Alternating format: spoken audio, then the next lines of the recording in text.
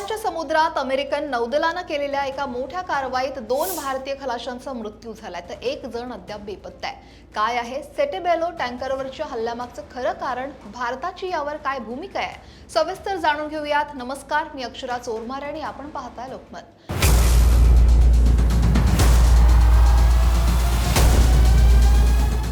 तर आंतरराष्ट्रीय पातळीवरून एक धक्कादायक आणि चिंताजनक अशी बातमी समोर येते। ओमानच्या समुद्रात अमेरिकन नौदलानं म्हणजेच यूएस नेव्हीनं एका टँकरवर केलेल्या मोठ्या हल्ल्यात 2 भारतीय खलाशांचा दुर्दैवी मृत्यू झालाय।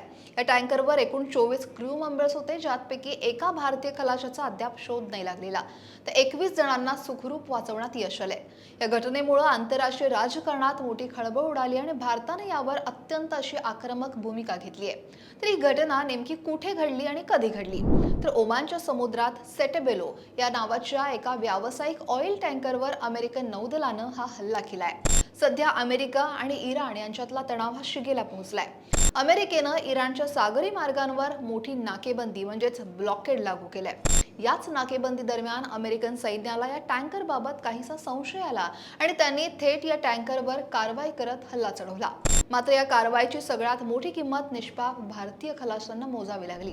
या भीषण हल्ल्यात जीव गमावलेल्या 2 भारतीय खलाशांची नावं सुद्धा आता समोर येत आहेत। आदित्य शर्मा आणि शिवानंद चौरसिया अशी या मृत भारतीय जवानांची म्हणजेच खलाशांची नावं आहेत। हे दोघेही या टँकरवर क्रू मेंबर म्हणून कार्यरत होते। या हल्ल्यानंतर समुद्रात प्रचंड गोंधळ उडाला। टँकरवर एकूण 24 जणांपैकी 21 जणांना युद्ध पातळीवर रेस्क्यू करत त्यांना सुखरूप बाहेर काढण्यात सुद्धा यश आलंय। पण अजूनही एक भारतीय खलाशी बेपत्ता आणि त्याचा शोध घेण्यासाठी समुद्रात शोध मोहीम सुरू आहे। अमेरिकेच्या सेंट्रल कमांडनं या हल्ल्याचं समर्थन करताना म्हटलंय की 13 एप्रिल पासून त्यांनी इराणी बंदरांना पूर्णपणे वेढा घातलाय आणि सेटेबेलो या जहाजानं अमेरिकन नौदलाच्या इशाऱ्यांचं आणि निर्देशांचं वारंवार उल्लंघन केलं, ज्यामुळे अमेरिकन लढाऊ विमानानं जहाजाच्या इंजिन रूमवर क्षेपणास्त्र डागलं। हे जहाज अमेरिकेनं इराणवर घातलेले निर्बंध झुगारून इराणी बंदरांच्या नाकेबंदीचा वेढा तोडण्याचा प्रयत्न करत होतं, असा अमेरिकेचा आरोप आहे। तर आपल्या नागरिकांवर झालेल्या हल्ल्यांमुळे भारत सरकार प्रचंड संतप्त झालंय। भारतानं या घटनेची अत्यंत गंभीर दखल घेतली आणि परराष्ट्र मंत्रालयानं थेट पावलं उचलली आहेत। भारतानं नवी दिल्लीतील अमेरिकन राजदूताला तात्काळ समन्स बजावलंय।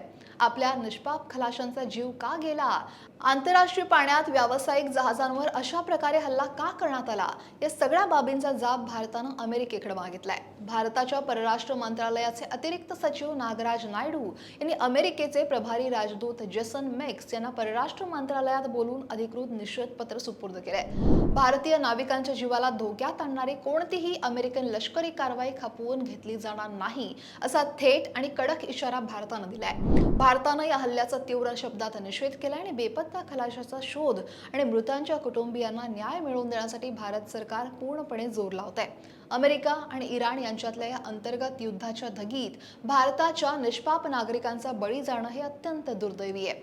आता या प्रकरणावर अमेरिका काय स्पष्टीकरण देतं आणि भारताचे परराष्ट्र मंत्रालय पुढे काय पावलं उचलतं, याकडे संपूर्ण जगाचं लक्ष लागलंय। अमेरिकन नेव्हीनं केलेल्या या कारवाईबद्दल आणि भारताच्या आक्रमक भूमिकेबद्दल तुमचं मत काय, कमेंट नक्की करा आणि लोकमत सबस्क्राईब करायला विसरू नका।